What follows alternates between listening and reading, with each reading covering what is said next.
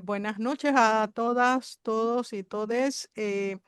Bienvenidos a este conversatorio que es, desde nuestro punto de vista, muy importante. Vamos a tomarle la temperatura al país, a ver cómo está, cómo estamos.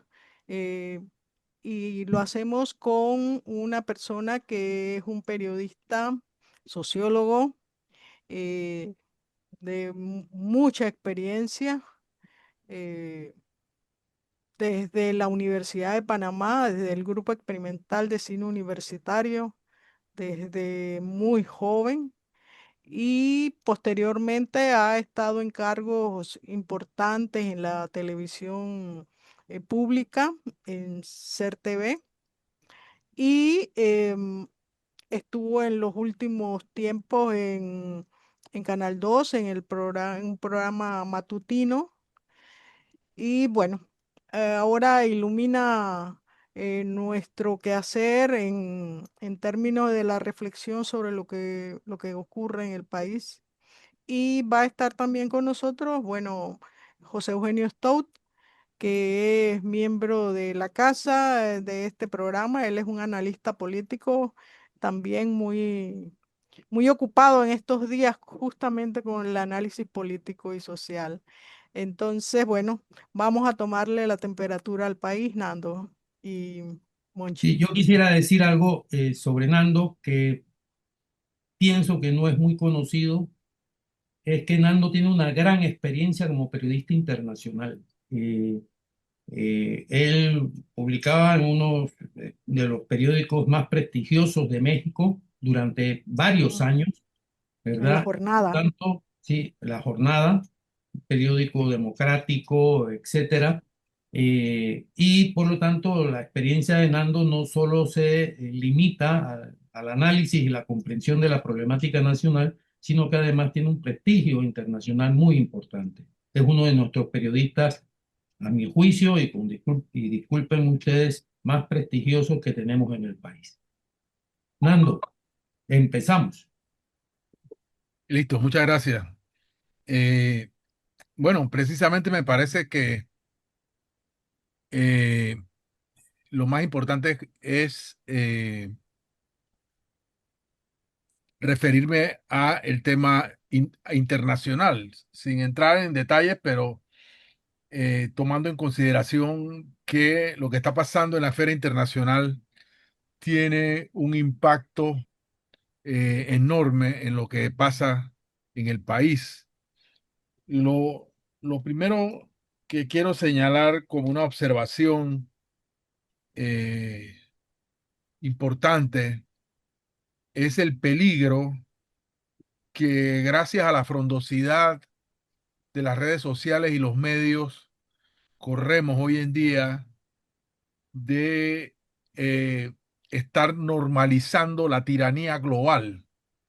O sea, estamos en la presencia de una propuesta que va más allá de mecanismos tradicionales de dominación, dominación por el control de los mercados, dominación por la economía, dominación no. Estamos en la presencia de una tiranía global que ignora totalmente los logros del derecho internacional, los consensos del sistema de Naciones Unidas, el propio derecho internacional, y actúa incluso de forma criminal eh, eh, en, en, en todo el planeta, rompiendo alianzas que se consideraban valiosas e históricas, como la alianza entre Estados Unidos y Canadá, la alianza entre Estados Unidos e Inglaterra, la alianza entre Estados Unidos y la Unión Europea, etcétera. Y esa, esa configuración de lo que yo llamo una tiranía global, que obviamente no tiene otro propósito que controlar el mundo a partir de dos variables principalísimas. Una de ellas, eh, el cártel o petrolero, es decir, la idea del presidente de los Estados Unidos de que el mundo puede ser dominado a partir del control del petróleo como principal fuente de generación de energía a escala planetaria. Y eso explica por qué la forma extremadamente contundente como el presidente Trump y sus seguidores han repudiado a la ciencia, al cambio climático y a la urgente necesidad de reconvertir nuestras energías altamente contaminantes en energías limpias. Y desde el reinicio de esta segunda administración del presidente Trump, lo que hubo en el mundo fue como una especie de parón del esfuerzo que estaba desarrollando el planeta entero por reconvertir sus fuentes energéticas e ir dejando poco a poco la dependencia, la adicción al petróleo. Bueno, ahora estamos en un momento en el cual la mayoría de los países industrializados del mundo se han dado cuenta que se equivocaron y la mayoría está tratando ahora con una notoria tardanza de reconvertir sus fuentes de energía a energías limpias, no necesariamente el petróleo y el gas. Eh, la guerra, primero la de Ucrania. Recordemos que la guerra de Ucrania provocó costos que tarde o temprano estarían siendo trasladados a los consumidores del resto del mundo, pero provocó cosas como Ucrania creo que es el primero o el segundo productor del mundo de fertilizantes. Es un gran, es o era, no lo sé, productor de granos. Y la trascendencia económica de la guerra de Ucrania ahora con los costos trasladados a la Unión Europea tienen una significación enorme en la economía global. Pero ahora la guerra iniciada por Israel y Estados Unidos contra Irán y las consecuencias que eso ha tenido, ya más de 2 meses de bombardeos que en el caso del Líbano no se han detenido en ningún momento, que continúan. Es decir, no es una guerra es una guerra que aparentemente ha disminuido su temperatura, pero que sigue. Bueno, las consecuencias de esta otra guerra iniciada por Estados Unidos van a ser enormes eh, eh, en temas principalmente económicos, pero en muchos otros más para el resto del mundo. Aterrizando en Panamá, diré que la normalización de esta tiranía global ha generado posiblemente en Panamá una especie de conducta imitativa. Yo siento que en Panamá estamos pasando por lo que yo llamaría una deriva autoritaria. Eh, de verdad no sé si esa deriva autoritaria es nativa, es de nuestra cultura, generada en nuestro patio, o si responde también a la idea de una imitación de lo que está pasando en los Estados Unidos. Eh, diré que el país confronta, como era de esperarse, grandes dificultades. El desempleo ha escalado. eh, la mayoría de los sectores económicos piensan que todo se va a resolver cuando arranque la mina. La mina es como una especie de varita mágica que va a resolver todos los problemas que tenemos como sociedad. Hay una contracción clara en la inversión extranjera directa en el país. Obviamente esa inversión tiene sus explicaciones. Yo siento que la forma en que hemos manejado como gobierno del Estado, algunos contratos, contribuye, lógicamente también la inestabilidad que está reinando en el mundo contribuye de una forma muy importante en que la inversión se haya contraído, se haya detenido.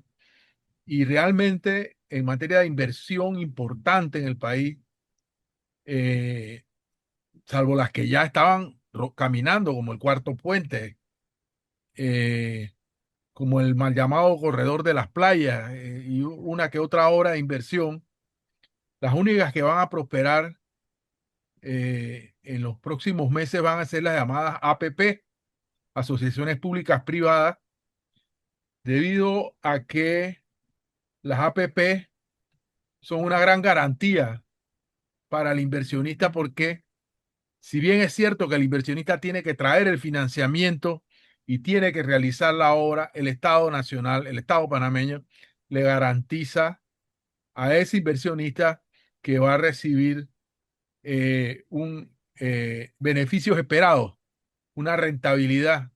Es decir, con las APP se pierde el riesgo tradicional que asume el empresario cuando emprende una obra, que es el riesgo de recuperar o no la inversión en el periodo o en el tiempo esperado. Eh, pero yo creo que pasando por el hecho que no se puede ignorar de que el gobierno de José Raúl Mulino, eh, a contramano de lo que dice el Tratado de Neutralidad y a contramano de una tradición histórica en el país asentada principalmente durante el siglo pasado, ha creado, po- eh, eh, basado en una conducta, en mi opinión, genuflexa ante Estados Unidos, ha creado las condiciones para que en nuestro país existan, que ya no existían gracias a los tratados y a la lucha generacional del pueblo panameño, que existan ahora tres, no bases militares, pero sí sitios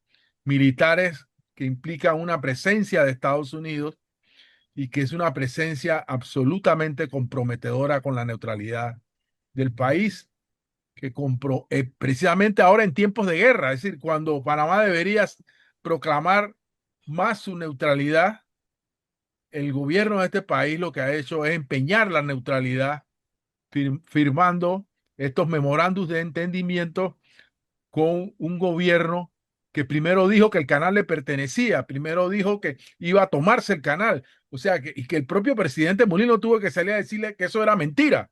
Bueno, con ese gobierno mentiroso, José Raúl Mulino firmó memorándum de entendimiento. Eso es lo más grave que ha pasado en fecha reciente para lo que es la historia política de Panamá y lo que eso representa. Eh, Ahora me gustaría referirme al escenario que viene. Si ya no es un secreto que cuando se patea el primer balón de fútbol del Mundial de Fútbol, el presidente Mulino en su discurso a la nación el 1 de julio anunciará un nuevo contrato de la mina. Y no importa si ese contrato es bueno o malo, o sea, ahora voy a hacer abstracción de, de, del contrato mismo.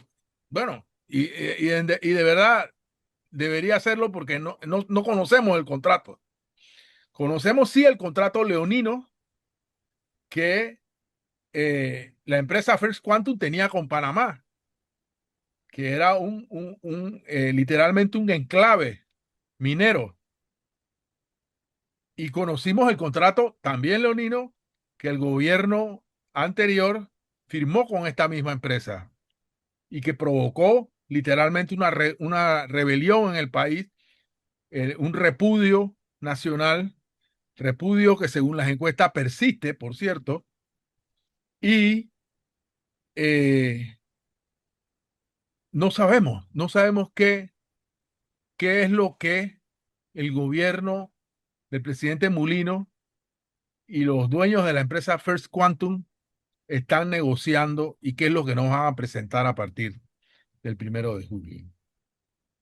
Sabemos que no será un contrato ley, es decir, que no va a ir a la asamblea, pero lo que me parece inconcebible es que este contrato se anuncie cuando todo el mundo está siguiendo un balón de fútbol y que no tenga una divulgación de su contenido y que no tenga una discusión de la conveniencia o no para los panameños de que este contrato se haga.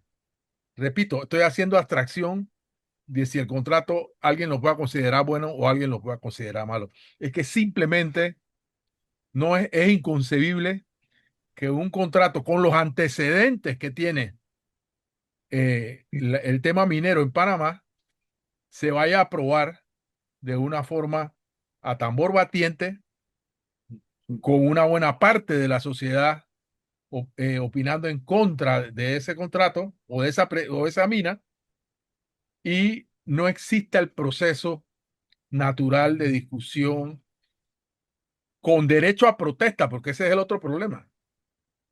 Se han conjurado las opciones de que los panameños podamos protestar contra ese o contra cualquier otro contrato que se quiera suscribir entre la nación y una empresa cualquiera.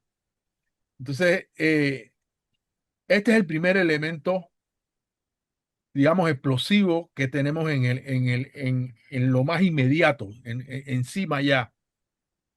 Pero yo quiero agregar otros elementos que me parece que son importantes. Se va a aprobar en lo que queda del año lo que el presidente Mulino llamó una reforma educativa. En realidad no es una reforma educativa, es una modificación de la ley del año 46, la Ley Orgánica de Educación, porque una reforma educativa no es modificar una ley. Yo no sé por qué razón le están llamando reforma educativa a un cambio en la ley, pero mi pregunta es la misma que con respecto al contrato minero.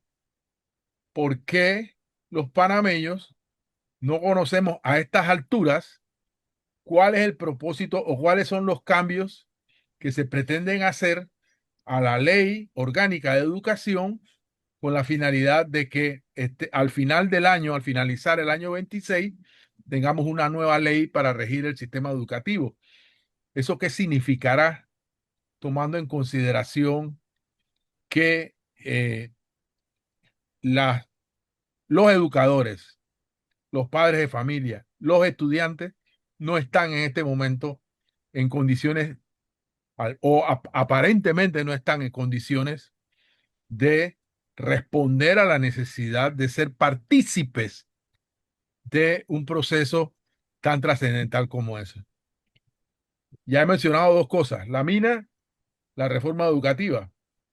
Pero fíjense, el 28 de abril, saliendo de un consejo de gabinete, el profesor Miguel Antonio Bernal presentó un cronograma al país. Y ese cronograma lo voy a resumir de la siguiente manera. Tendremos una nueva constitución en enero de 2029, es decir, el mismo año en que también tendremos un nuevo presidente, nuevos diputados, nuevos alcaldes, nuevos representantes. La elección de constituyentes, según el cronograma presentado al Consejo de Gabinete por el profesor Bernal, sería entre marzo y abril del 2027, es decir, marzo y abril del año que viene. Habrá un proceso eleccionario nacional para escoger constituyentes, es decir, un proceso electoral nacional. Y luego, estos constituyentes electos pasarán a redactar una nueva constitución en 60 días con sus noches, dijo el profesor Bernal, en los 2 meses en los que descansa la Asamblea de Diputados, entre mayo y junio del 2028. Perdón, mayo y junio de 2027. Y el referéndum para aprobar lo que esta Asamblea Constituyente eh, redacte como nueva constitución sería en julio del 2028. Es decir, ya habían entrado el proceso electoral. En julio de 2028, la mayoría de los candidatos de este país están haciendo campaña y muchos partidos, porque al final del 2028 se hacen las primarias y se deciden quiénes son los candidatos de las alianzas o partidos que van a correr en las elecciones de mayo del 29. Entonces, vamos a hacer confluir un referéndum para cambiar la constitución justo en el periodo en el cual también se está discutiendo en la sociedad quiénes van a ser nuestros próximos gobernantes en el periodo que sigue. Esto, estos elementos, es decir, una reforma educativa, un contrato minero eh, y una nueva constituyente, son elementos que realmente crean un panorama totalmente impredecible en materia política para el país. Si tomamos en consideración, y ojalá mejore la situación, que tenemos una crisis cabalgando, la crisis del agua, la crisis del incremento de los costos y la inflación por el combustible, o sea, todas las otras crisis que venimos arrastrando y que, por cierto, no son atribuibles de forma exclusiva a este gobierno. La mayoría de ellas son crisis heredadas, pero que actúan como por un proceso de acumulación de una sociedad que viene represando por años el malestar y el descontento y una situación social que cada vez se agrava mucho más. Yo quiero dejarlo hasta ahí para que podamos dar oportunidad a hablar sobre eh, la situación política del país. Antes de que se inicie el conversatorio, quisiera aclarar, o más que aclarar, profundizar mínimamente y aclarar un tema que ha tocado Fernando, que es el siguiente. Las alianzas público-privadas debe saberse, y yo creo que la mayoría de los ciudadanos lo ignoran, que eso significa que eso lo tiene que pagar el pueblo panameño a través de costos que se imponen para utilizar las obras que las alianzas público-privadas las hacen. Es decir, serán carreteras de costo, o sea, no, es decir, no es que vamos, se hace la obra y las disfrutamos, no, no, se hace la obra y para utilizarla hay que pagar. Y eso lo van a tener que hacer todos los ciudadanos que utilicen esa carretera, esa obra, etcétera. Y eso es algo que se desconoce, no se entiende porque no se ha divulgado, que el costo lo paga durante la duración del contrato los que usamos, los ciudadanos que usemos esas carreteras o esas obras. Ahí, Nando, te piden que repitas el cronograma Sí, y y también también me te pide agregan. Ujú. que dejamos por fuera a Río Indio. Tiene toda la razón. Es decir, aunque con respecto a Río Indio, más allá, de nuevo, si estamos a favor o en contra de Río Indio, creo que hay un poco más de información y un poco más de discusión sobre el tema de Río Indio. O sea, los que están a favor bueno, tienen todos los medios de comunicación a su favor y los que están en contra de verdad tienen las redes sociales, tienen a Monseñor Ocho Gavía, o sea, eh, sí, hay una desigualdad, vamos a decirlo. Yo quiero recordar aquí, nada más como anécdota, que cuando en Panamá se discutió el tema de los tratados del canal, los tratados Torrijos-Carter, Torrijos contrató espacios en las televisoras que eran privadas para que los que se oponían a los tratados participaran y dijeran por qué se oponían a esos tratados. Yo creo que aquí hay una desigualdad si el proyecto de Río Indio es bueno, si el proyecto de Río Indio es necesario. Yo personalmente creo que es necesario. Eh, eh, ¿Por qué no hay igualdad en la participación de la discusión de este tema? Pero sí, falta Río Indio. Con respecto al cronograma, diré, eh, en enero del 29 debe estar la nueva constitución. El 28 de julio sería el referéndum. La elección de constituyentes sería entre marzo y abril del 27. Y el periodo para redactar la nueva constitución sería eh, el mismo periodo de receso de la Asamblea Nacional en el año 27. Esos son, esos son el cronograma presentado por el profesor Miguel Antonio Bernal para el tema de la nueva constitución.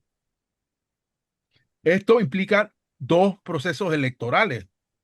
Primero, la elección de los constituyentes, que tampoco están definidas cuáles son las reglas para ser constituyente, si puede ser cualquiera, cuáles son las características, cómo se van a elegir por provincias, por circuitos, nada de eso se sabe.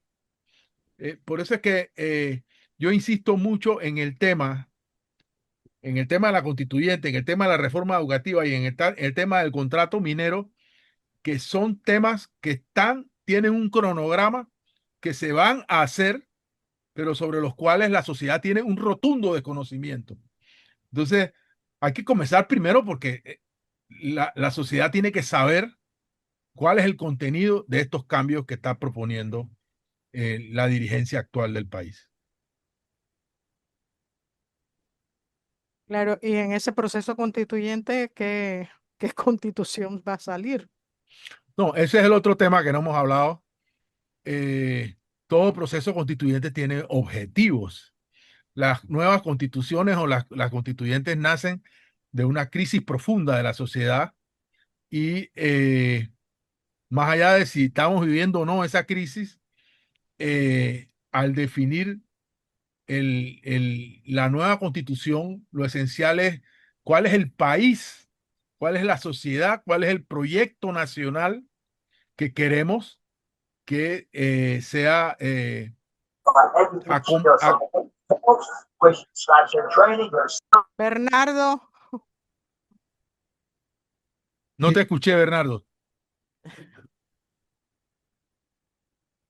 Sigue, Nando, sí. sí, No, es decir que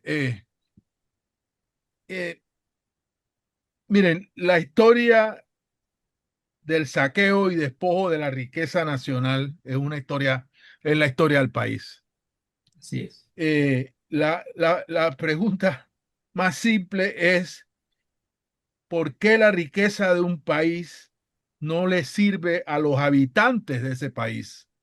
A la mayoría de sus habitantes, no a una minoría, no a una élite.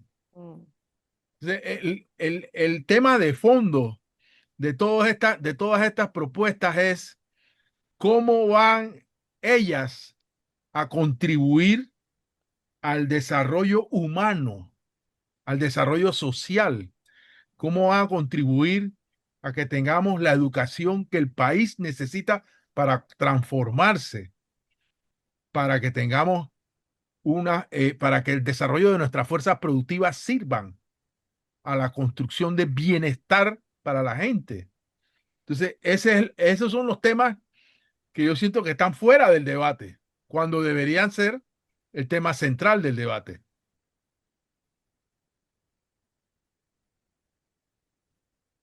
hay un comentario, dice, el movimiento popular se está preparando organizativamente para postular constitucionalistas, aunque como movimiento opten el referéndum el no a la constituyente. Tenemos que tener plan B porque el gobierno va a lograr hacer esa constituyente condicionado a sus intereses y debemos tener frente adentro para que luchen por mejorar a las condiciones de nuestro pueblo. Mira, Hola, sí, Sí, Carla, sí. Hol- María Elena acá. Saludos. Hola, María Elena. Habla María Elena. No, no, estaba saludando.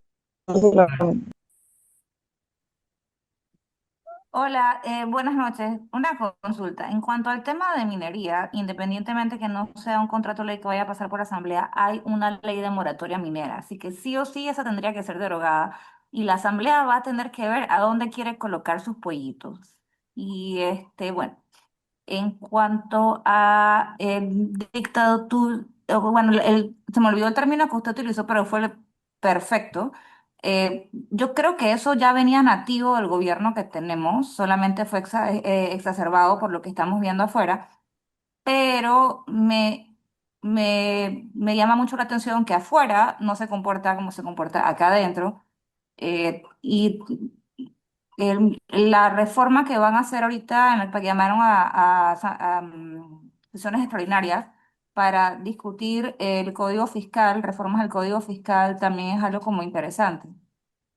No sé, siento como que hay una orientación. Yo no voy a decir que este gobierno me encanta, porque no, pero sé cosas buenas que ha hecho. He visto varias cosas buenas que ha hecho, pero hay otras cosas que no les encuentro sentido, como por ejemplo, anunciar que viene el presidente de Israel para que nos ayude con el problema del agua, cuando aquí no hay problemas de agua, el problema es cómo llevarlo a la gente.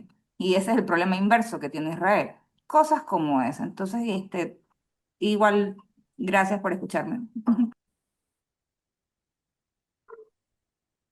Edgardo,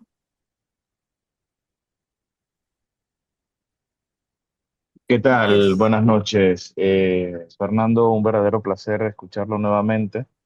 El programa, pues, en el que usted estaba, pues, ya no es igual y es un placer tenerlo acá. Mire, hay comentarios, hay posturas de algunas personas con respecto al tema de la minería, de que esto tiene que ser llevado a una consulta pública al país, por ser, primero, un tema de explotación de nuestros recursos naturales, segundo, efectivamente, por tener una moratoria por ley, o sea que la Asamblea igual va a tener que estar allí. Y lo tercero, pues por el descontento que el mismo tema genera. Prueba de ello, pues las masivas protestas de octubre y noviembre del 2023 en contra tanto del contrato minero como de la actividad extractivista como tal. ¿Cuál sería pues la postura de Fernando Martínez con respecto a esto? Yo, yo creo que tácticamente no es lo mismo un contrato, discutir en la asamblea un contrato ley que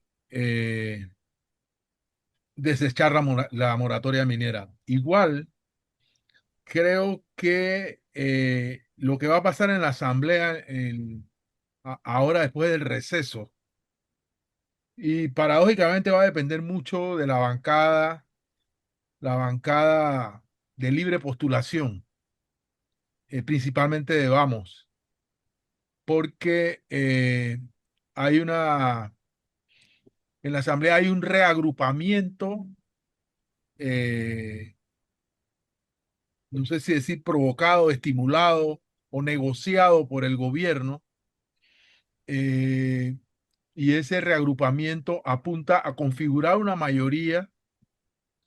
Esa mayoría llevaría a la reelección al actual presidente de la Asamblea, un panameñista. Ni siquiera es un representante directo del llamado oficialismo. Pero el actual presidente de la Asamblea ha demostrado tener los dones de la repartición de los panes a lo interno de la Asamblea. Si ustedes observan el presupuesto de la Asamblea, en realidad la Asamblea sigue siendo un tema extremadamente oneroso. Sigue habiendo una gran cantidad de contratos inexplicables o injustificados en la Asamblea, y el clientelismo sigue cabalgando de distintas formas.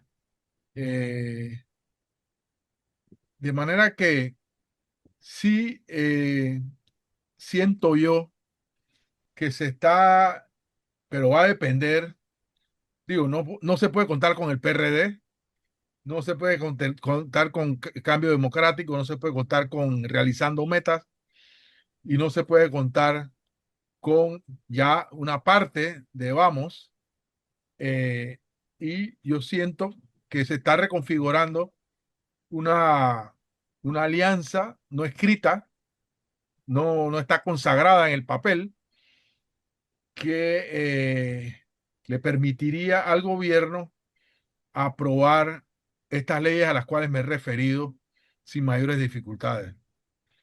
Eh, Va a depender también mucho de la presión ciudadana, o sea, lo que los electores podamos exigirle a esos diputados eh, para que esa mayoría no termine imponiéndose, pero eso es perfectamente posible. Sí. Lamentablemente es así.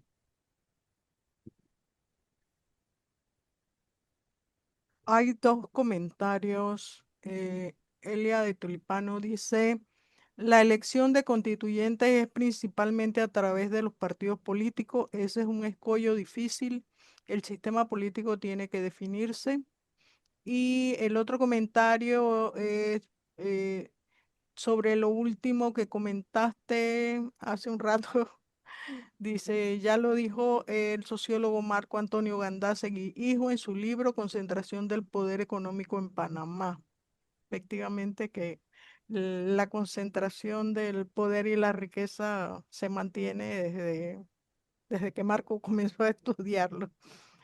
Eh, Víquez dice que sobre la consulta popular sobre el tema minero, él pregunta, ¿qué consulta, si, qué se piensa si se debe hacer una consulta popular tipo referéndum o algo así? El tema de la constituyente es que no se sabe nada. Fíjense, el profesor Miguel Antonio Bernal ha dicho que la elección de los constituyentes no debe ser el resultado de un esfuerzo partidista, pero tampoco sabemos si los partidos van o no a poder postular. Además, no veo cómo en un proceso como este se pueda prohibir taxativamente o evitar que los partidos postulen candidatos a formar parte de la Asamblea Constituyente. Eh, no se sabe, no se sabe cómo va a ser la elección, cuál va a ser el perfil, eh, y, y, y sorprende que ya con fechas establecidas sepamos tampoco sobre cómo se va a proceder. Yo siento que esto es una cosa muy inacabada. La verdad no sé por qué el gabinete del presidente Mulino le da la solemnidad, eh, no porque sea, no porque no se lo merezca, sino porque es un esfuerzo, es una propuesta totalmente inacabada. Entonces, no, así vistas las cosas, eh, no, bueno, sí, no parece una cosa que, que, que goce una definición. La verdad, a veces yo me pregunto si esto no será un elemento de distracción metido ahí en medio de tantas cosas que están en el cronograma de ejecución política del país. Eh, Miren, sobre la reforma educativa hay dos proyectos de ley. Uno que es el que pretende el Ministerio de Educación y el gobierno, y otro que hizo el diputado Loice. El del diputado Loice está circulando por ahí, pero ese no goza de la quiesencia del gobierno. Entonces, de verdad, no sabemos, no sabemos qué va a pasar con eso tampoco, ni, ni, ni cómo va a ser la forma en que esto va a ser discutido si hay un esfuerzo abierto por deslegitimar las organizaciones de docentes del país. Yo no digo que todas las organizaciones docentes sean legítimas, pero de lo que sí estoy seguro es que no se puede hacer una reforma educativa sin los docentes, porque ellos son quienes tendrían, ojo, una reforma a la ley, porque en realidad no es una reforma educativa, insisto, pero ellos serían los que tendrían que llevar estos cambios a la práctica. Y yo no veo cómo esto se puede hacer sin ellos. Lo mismo que los estudiantes, o sea, nosotros venimos de generaciones en las cuales los estudiantes de este país tuvieron un protagonismo importante en la sociedad y ahora ese protagonismo como producto de un largo proceso de deterioro, de representatividad y de liderazgo. O sea, esta es una sociedad que se ha ido quedando sin liderazgos auténticos. Eh, el movimiento estudiantil no participa o no es tomado en consideración para un cambio que los afecta a ellos en primera instancia. Entonces, eso es lo que tenemos. Mira, hay varios comentarios. Juana,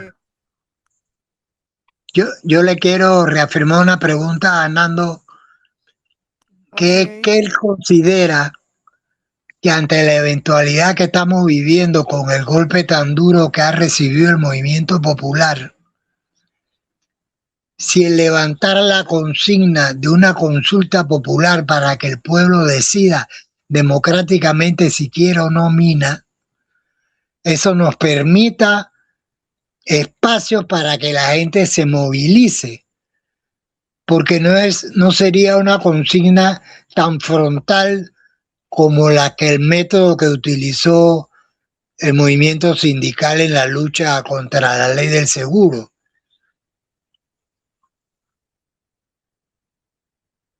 O sea, de que se puede plantear que el futuro minero de Panamá vaya a referéndum. Porque en realidad yo coincido con la persona que habló, que dijo, habló en antes sobre la ley moratoria. Lo que estaría, lo que sería la sustancia principal de un referéndum sería si los panameños estamos a favor o no de, de convertirnos en un país minero.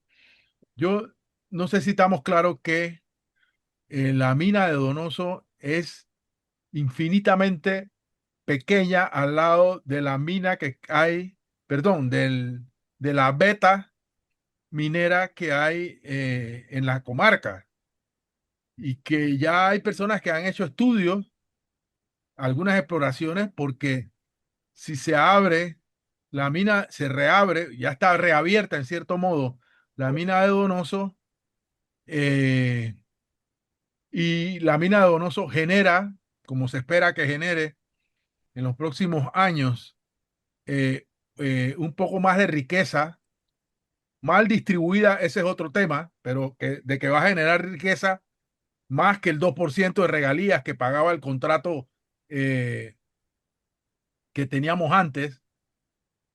Sería inconcebible que un nuevo contrato propusiera condiciones tan leoninas como el anterior. Así que más riqueza va a haber y más riqueza va a provocar que en realidad el país del corredor biológico mesoamericano, país de la biodiversidad, esta pequeña franja privilegiada del mundo, se convierta en un inmenso eh, pozo minero. O sea, porque sí, se puede hablar de un referéndum al contrato X. En realidad, eh, el debate realmente trascendental es si, como panameños, nosotros queremos apostar a que el desarrollo, perdón, a que el crecimiento económico, no el desarrollo del país, dependa de la minería. O sea, el futuro minero de Panamá. Así es. Ahora, si es viable o no, con el poco tiempo que queda, ojo, o sea, esto ya está encima, esto va a ser primero, esto va a ser con el Mundial en muy poco tiempo. si es viable o no proponer, hacer un referéndum, proponer y que prospere, por supuesto. Cualquiera de nosotros lo puede proponer y que prospere la necesidad de que una condición sine qua non para el futuro minero de Panamá sea un referéndum. Bueno, eso va a depender, no sé, de la fortaleza de quienes lo propongan, del movimiento social, etcétera. Yo quiero recordar otra cosa. El gobierno al someter la elección de constituyentes, al someter un referéndum por la constituyente, o sea, el gobierno, todos estos referéndums, porque son en cierto modo, se convierten en variables distintas de referéndum revocatorio del mandato. Recordemos a Andara. Es decir, los pueblos aprovechan este tipo de consultas, la consulta para escoger eh, constituyentes o para aprobar o desaprobar una constitución, se convierten en consultas para aprobar o desaprobar al gobierno.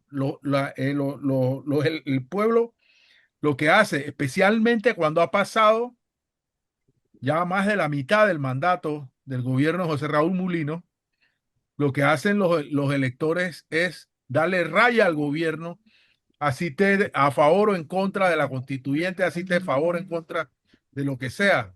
Se convierten en referéndum revocatorios del poder mismo.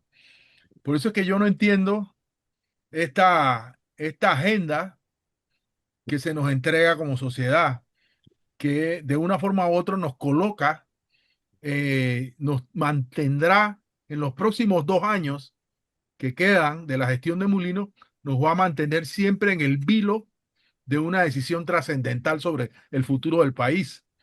Y yo no sé si eso es estratégico para tomando en cuenta además la fragilidad de la situación económica internacional. No sabemos en qué vaya a terminar este tema con los Estados Unidos, con el propio canal, con el tema de los puertos, o sea, el tema de China. O sea, aquí esto es como un barril de pólvora. O sea, si agarramos todo y lo metemos y decimos, bueno, pero ¿qué va a salir de esto? La verdad, no lo sé. Una bomba.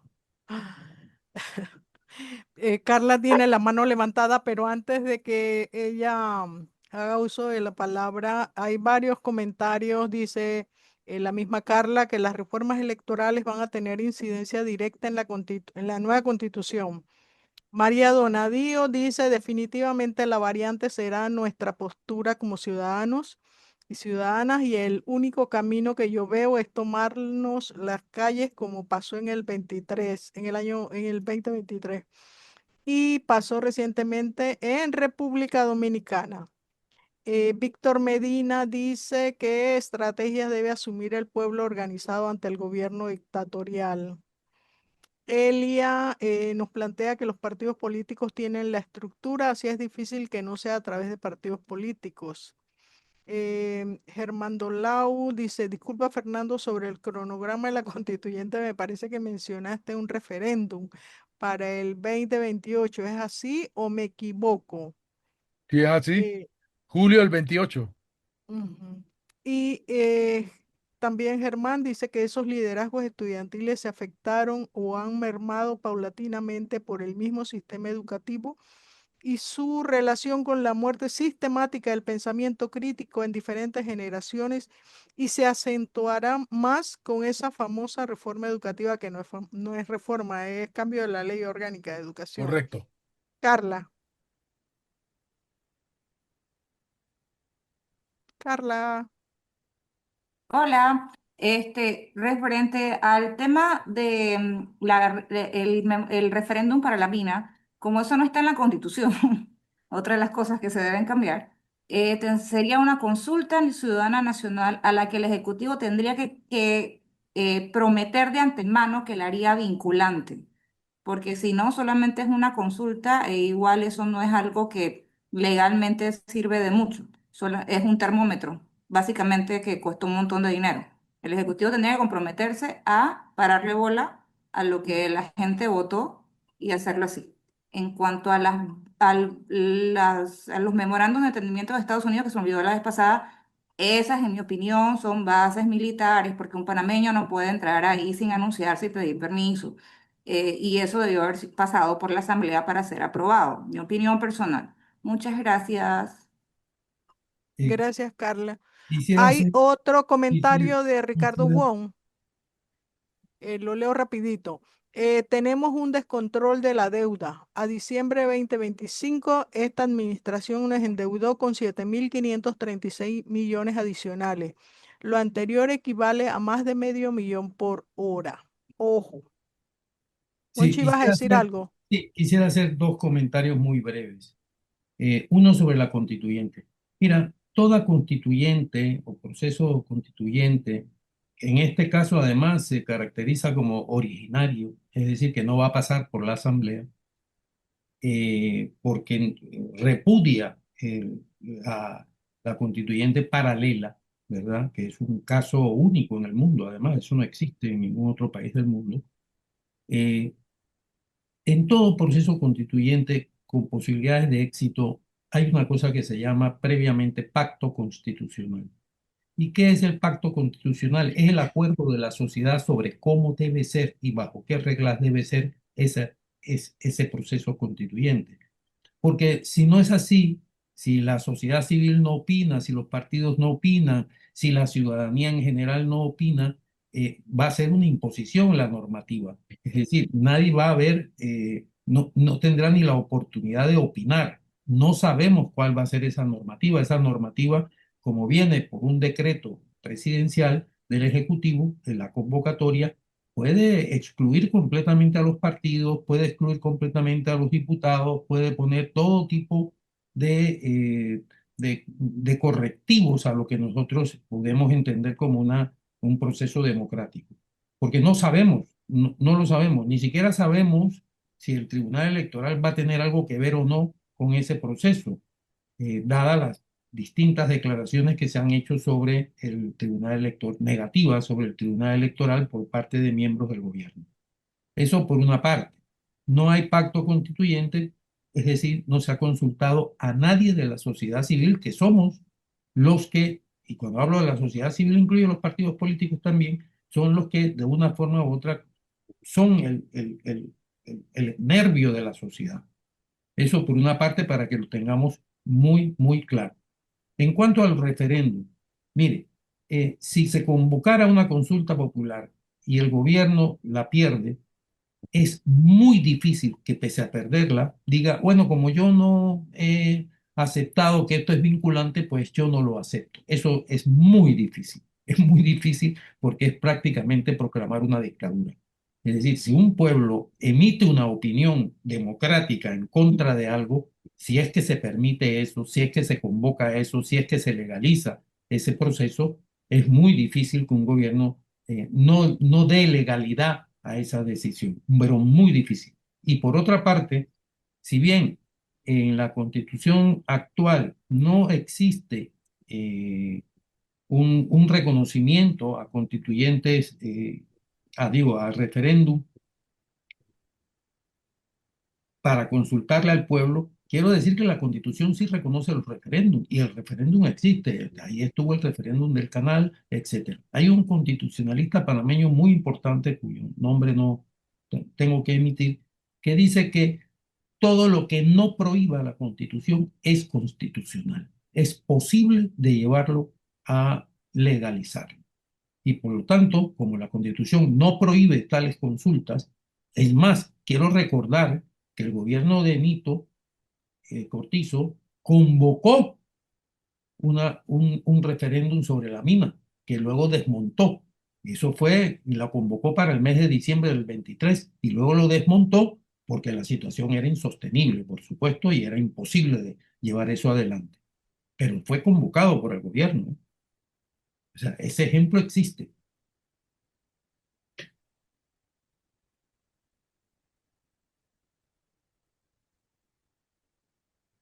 Eh, Me parece que un tema también importante es la fortaleza o debilidad de, del Tribunal Electoral y de nuestras leyes electorales, nuestro código electoral. Me parece que la última designación de magistrado del Tribunal Electoral fue una designación desafortunada, porque ni siquiera tiene el perfil, digamos, la trayectoria que tradicionalmente se le pide a las personas que van a ejercer un cargo como esto. Más allá de si nos cae bien, o sea, me parece que ha sido una designación desafortunada. Eh, y luego está el tema de que los cambios aprobados por la llamada Comisión Nacional de Reforma Electoral, que se reúne un año antes de que estas vayan a ser discutidas en la Asamblea, y que tristemente en la Asamblea terminan siendo una cosa muy distinta a lo que salió de la comisión. Esta vez lo que salió de la comisión ya es tan terrible que probablemente no tenga que ser tan retocado por los diputados cuando eso vaya a la Asamblea.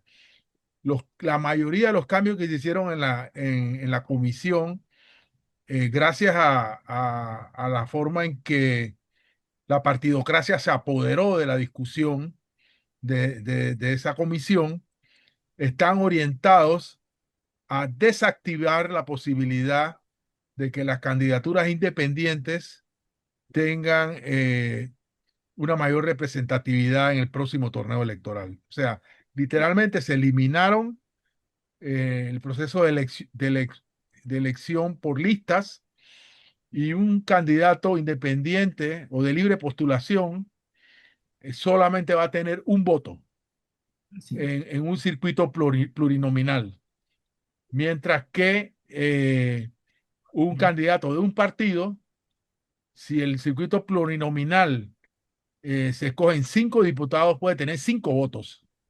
O sea, se crea realmente una gran desventaja entre el candidato de partido y el candidato de libre postulación. Me dirán, bueno, es que el sistema está hecho para los partidos.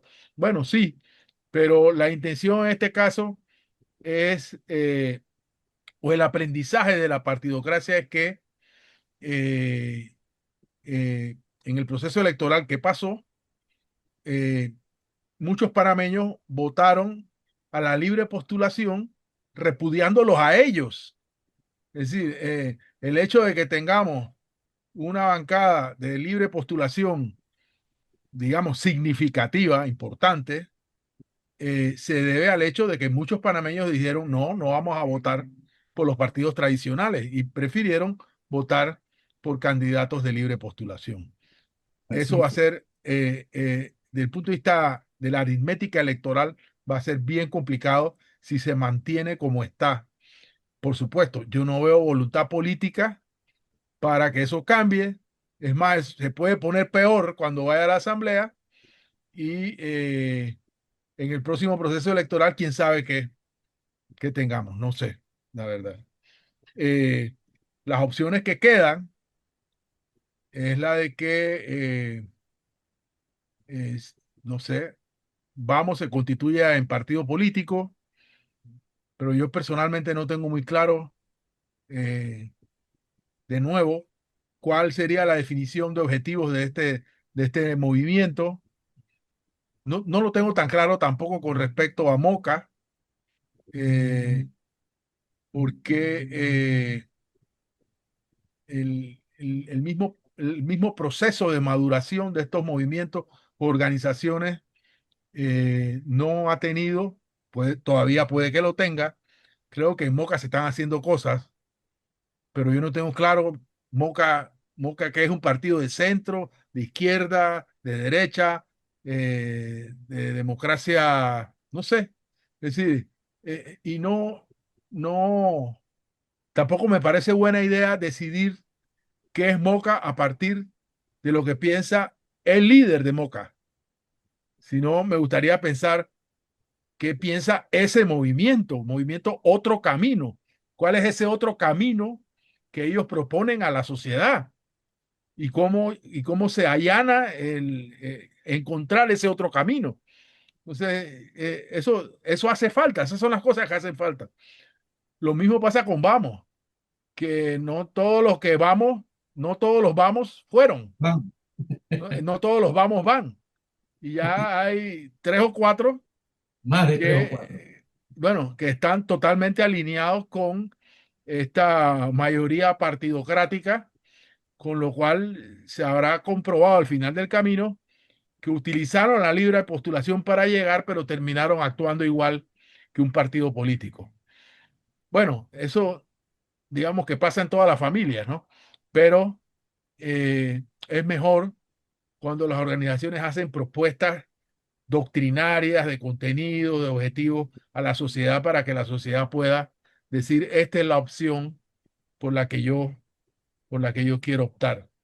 Y no estar optando por si es Juan Diego no puede ser, o si es cualquiera. O sea, eh, sí, es importante que hayan líderes y que los líderes se expresen, pero eh, los partidos deben ser otra cosa, deben ser más democráticos, más participativos, y más, no partidos de los procesos electorales, sino partidos de la vida cotidiana, o sea, los partidos deben pronunciarse si llegó el presidente de Israel, decir cuál es su posición, si a favor o en contra, o por el memorándum de entendimiento. Entiendo que algunos sí lo hicieron, por cierto, Sí. y le quitaron las visas, etcétera.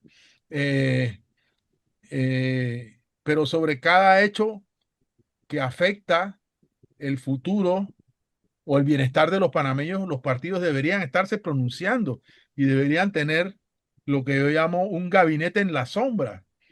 Es decir, si Vamos es un movimiento y quiere ser un partido, tiene que tener una posición sobre cómo debe ser nuestra educación, cómo debe ser nuestro sistema sanitario, cómo debe funcionar nuestro sistema de salud, cómo debe manejarse el tema de las inversiones públicas. Hey, en el gobierno, más del 80% de todas las contrataciones públicas se hacen por contratación directa. O sea, ha desaparecido prácticamente los procesos de licitación.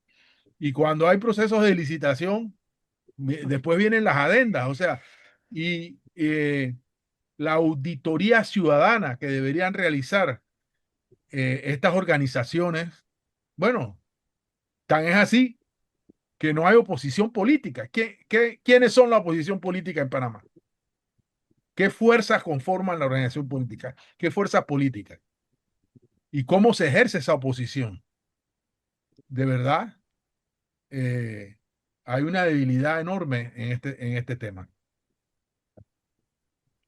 Eh, ya nos queda poco tiempo, pero yo sí quería decir algo. O sea, venimos arrastrando una crisis del sistema político y lo que tú planteabas hace un momento de que hay un conjunto de problemas y esto último que dices sobre los partidos políticos, como que el, el descarte que hizo el gobierno de Mulino sobre las organizaciones del movimiento sindical, el movimiento magisterial, el movimiento social, como que le ha llegado también a los partidos políticos, ¿no? Porque no se activan, no actúan de forma que nos permita tener otro tipo de situación.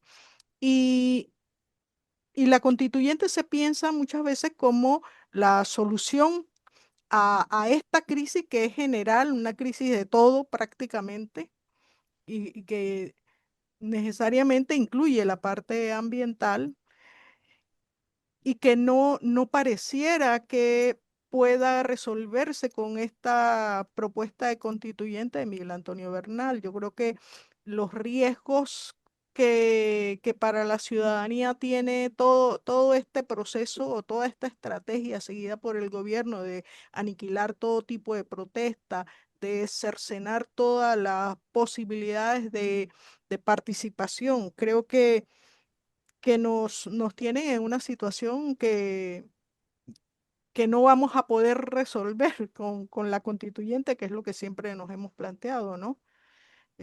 No sé, queda como yo incluso diría que tendríamos que profundizar mucho más en términos de esto, de qué sociedad realmente necesitamos y queremos y cómo vamos a resolver esta situación, ¿no? Entendiendo de que es una crisis general y es una crisis que tiene que ver con el sistema político y, y cómo en un gobierno con esta deriva autoritaria puede hacer que emerja una sociedad diferente, ¿no? Que no sea algo donde se profundice mucho más el autoritarismo o la dictadura, como decía Monchi.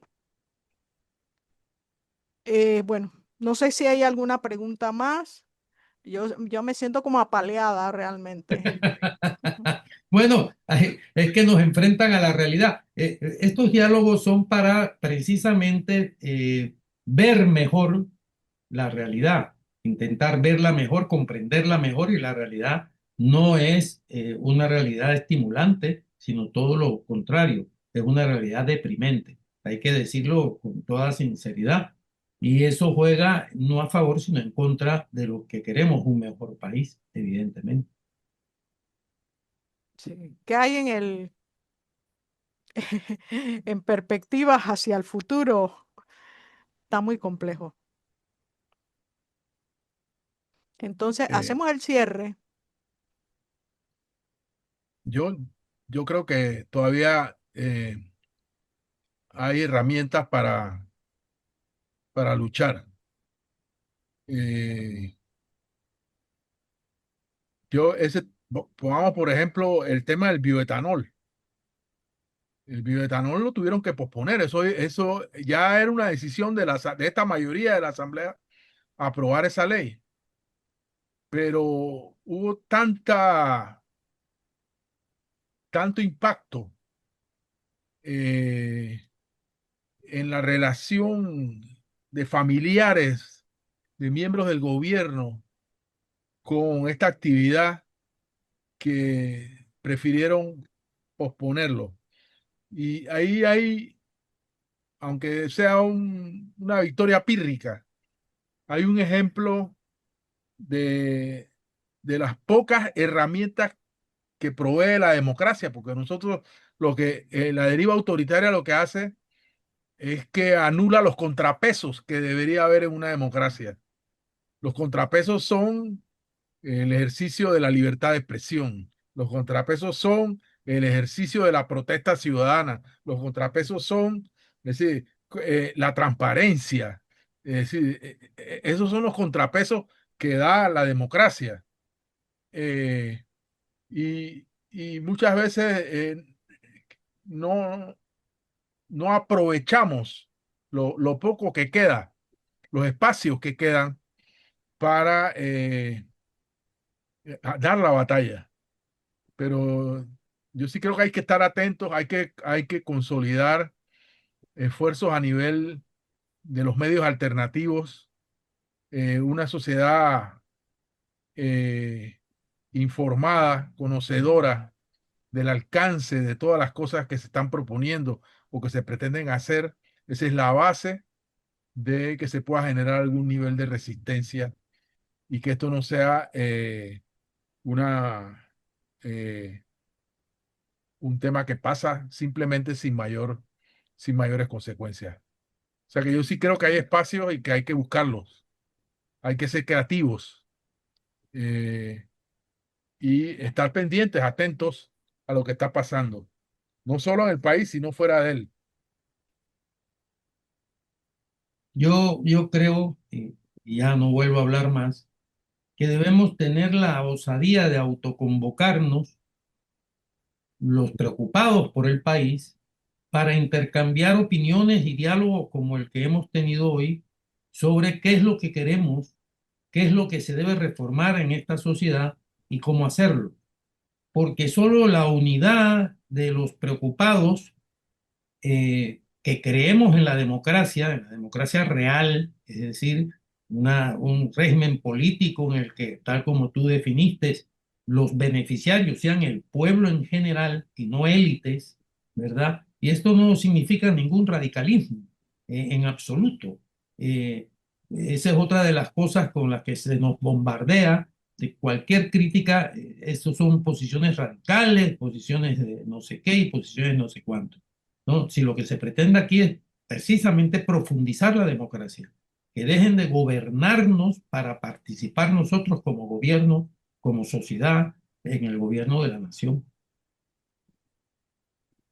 Bueno, hay un último comentario y entonces ya estaríamos cerrando, son las 8:17. Dice Elia de Tulipano que no hay oposición política con dirigencias partidarias enquistadas y membresías en letargo. Así que hay que moverlas también. Bueno, muchas gracias a todas y todos los que nos acompañan hoy, todos. Y los esperamos para el próximo conversatorio donde continuaremos reflexionando y tomándole la temperatura al país. Muchas gracias. Gracias, Fernando, por Sí. toda esta reflexión y definitivamente tienes que volver. Ese es el problema. Saludos a Bueno, Pero todos. Muchas gracias. lo traeremos. No, de que no gracias. nos quepa la menor duda a todos. Muchas gracias. Bye. Chao, nos vemos.